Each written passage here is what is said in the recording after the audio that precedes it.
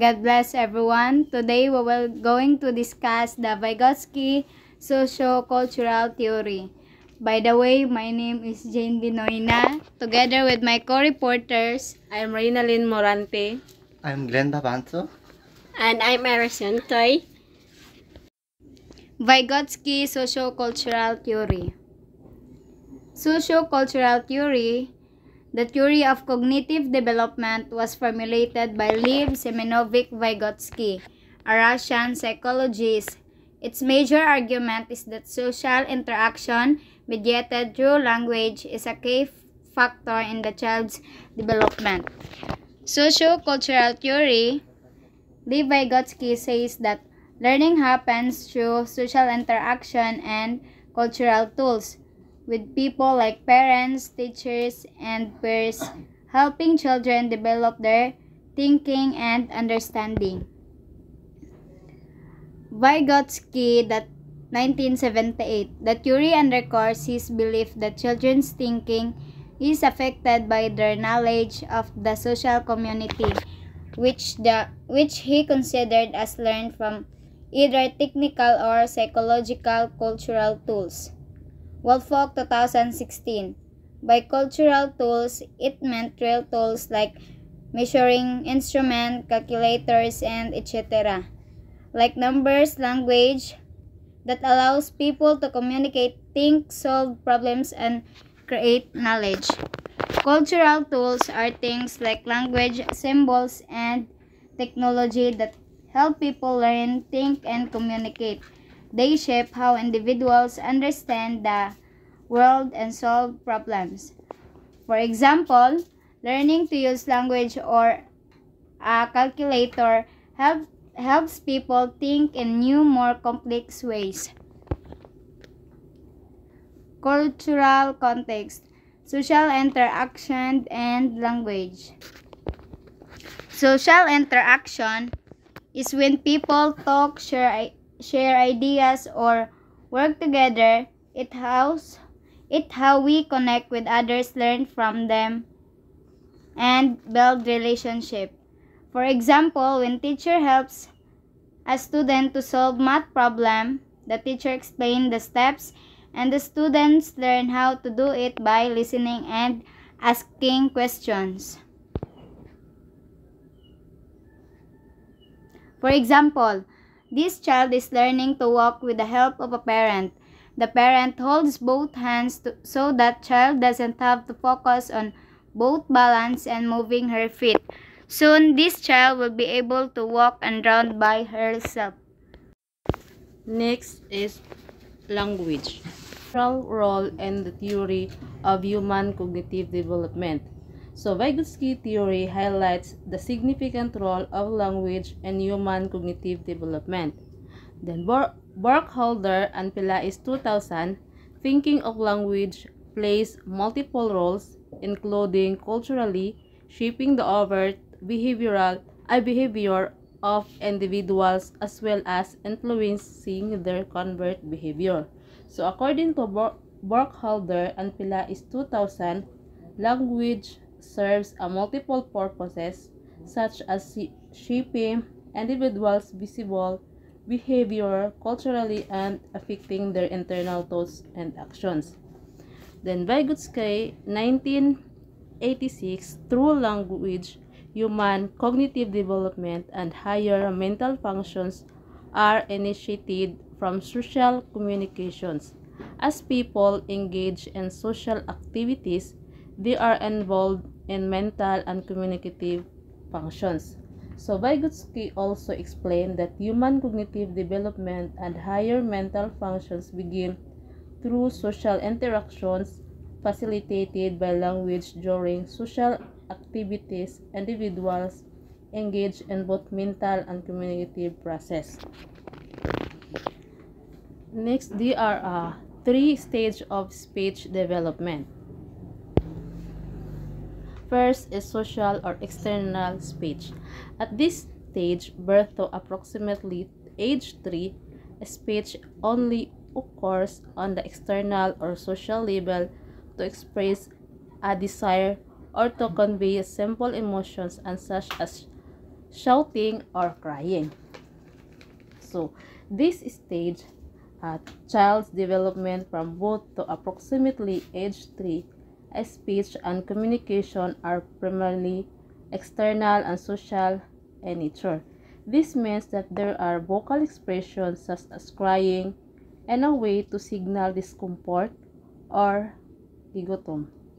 Then, shouting if they can express excitement, frustration, or desire for attention. Next is egocentric speech.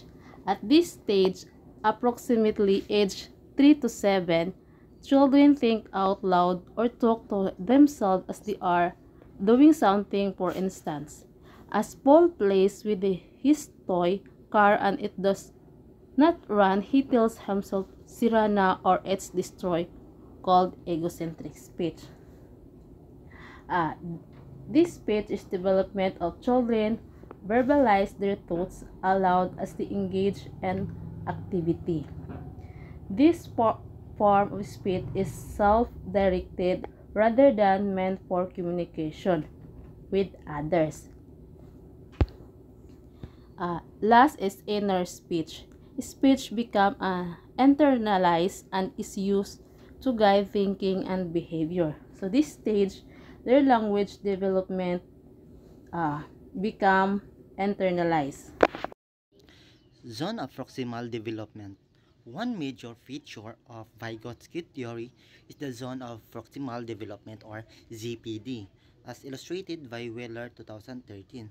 So as you can see, mo ni ang illustrate ni Wheeler. The goal of the ZPD is to help the child move from the level of current independent performance. So kaning level of current the independent performance is what they can accomplish alone without help. The competence are demonstrate to the task alone. To the level of potential performance, the competence achieved with the guidance of others. So kaning level of potential performance is what they can achieve with the guidance and support. Scaffolding, the provision of cues, clues, modeling, and demonstrating of the MKO can assess the children in successfully performing of the task. So kaning cues, it is a prompt or hints to guide the children. Ang clues is additional information to clarify the task. Then modeling, it is a demonstrating tasks or behaviors.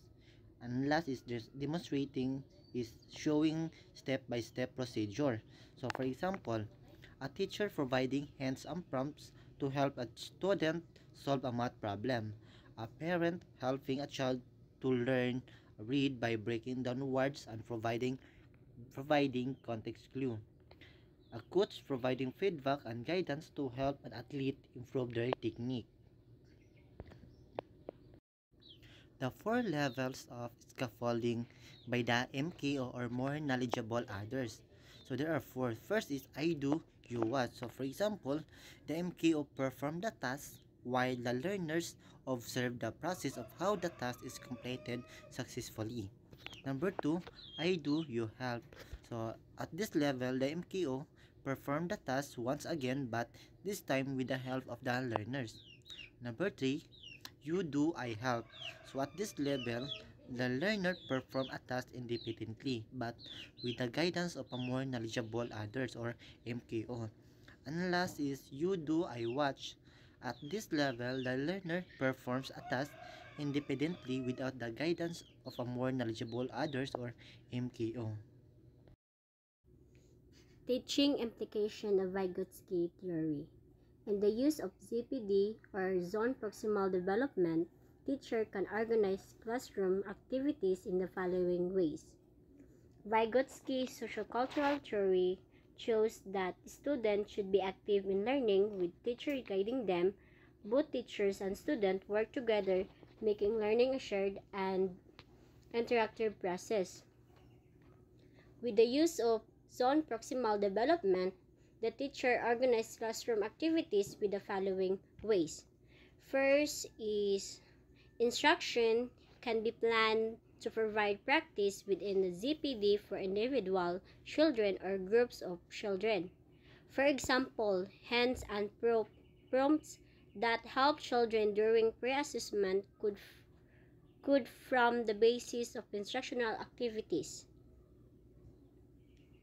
Imagine a child learning to count to 10.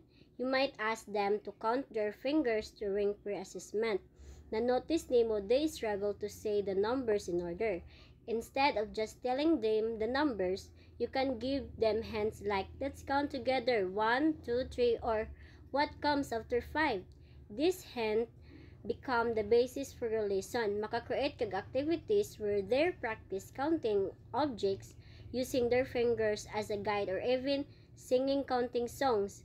This way, you're giving them the tools they need to master counting and build their number sense.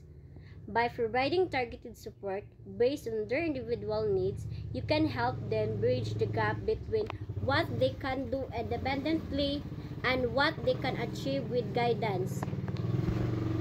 Second, scaffolding provides hints and prompts at different levels.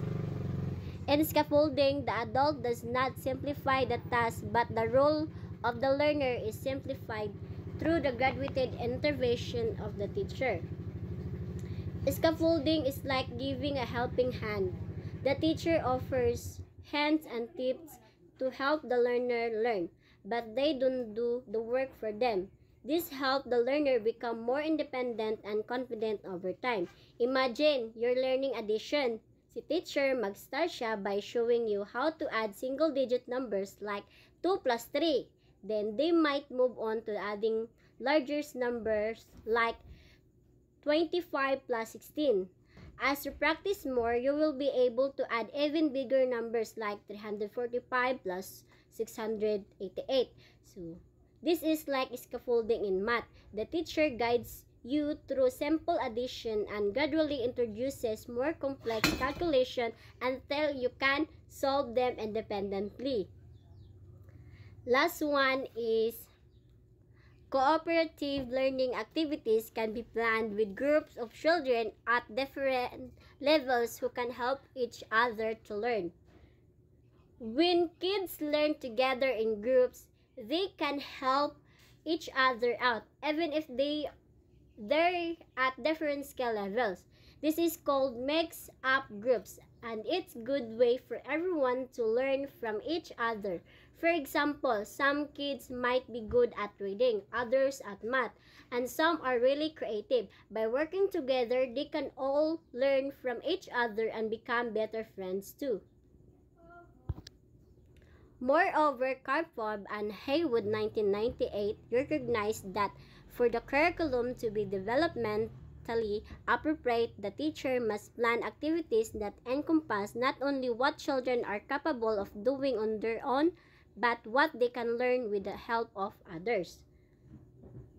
Karpov and Haywood 1998 highlighted the importance of ensuring that the curriculum is suitable for children's development. They emphasized that children should design activities that consider not just what children can do independently, but also what they can achieve with the support of others.